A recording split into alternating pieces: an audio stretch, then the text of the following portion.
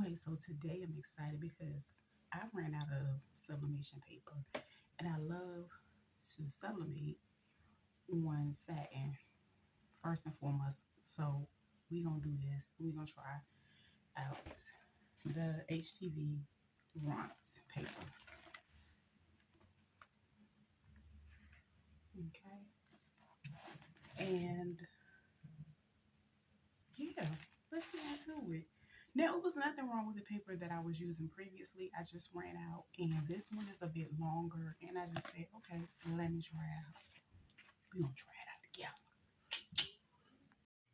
This is an image that I created previously, and I think I showed the same one in my last video, but this one I'm going to actually sublimate on this video. But anyway, as you can see, this is basically a drip design that's turned in reverse. And as you can see, this is the paper that I used to sublimate on, and it's only about a few inches in length, like 3 inches.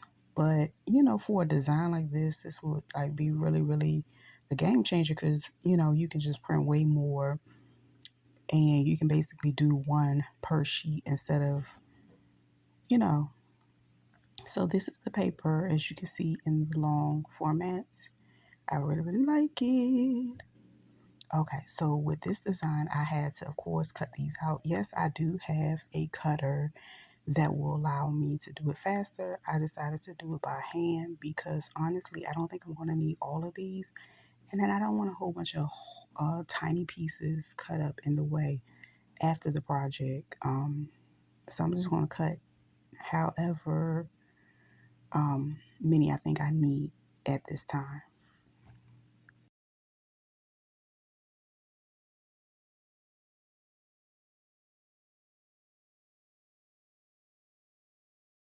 All right, so I have a piece of satin material that I'm going to press a little bit, add a little heat to it, and straighten it out some.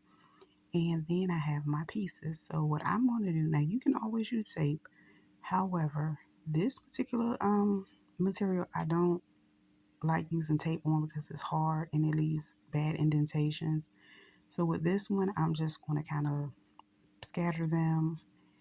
I put it on 350 and I left it for about a minute. The reason why I had to leave mine so long, you have to factor in it does not have the same pressure capacity of a actual machine. And not only that, um, it doesn't get as hot. So with this one, of course, you have to, do it a little different. However, you still get a great product. So I'm going to add a few more so I can continue to fill in the spots. Now, the good thing about doing a design like this, you can do however, do it however you want. You can fill it up, you can scatter them out, but I just wanted to make sure I can get them all under the press at one time. And make sure you're not shifting and moving the machine because you don't want any ghosting because then you have to go back and try to figure out how to fix that spot.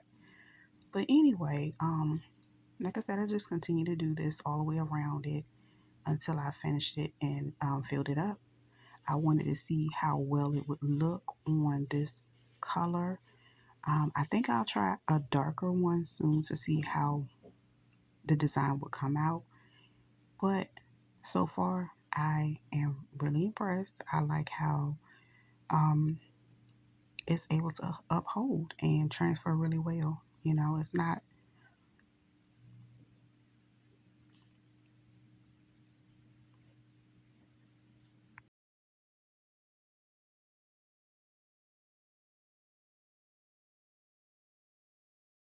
Okay, so now what we're going to do is get a few close-ups on how it came out.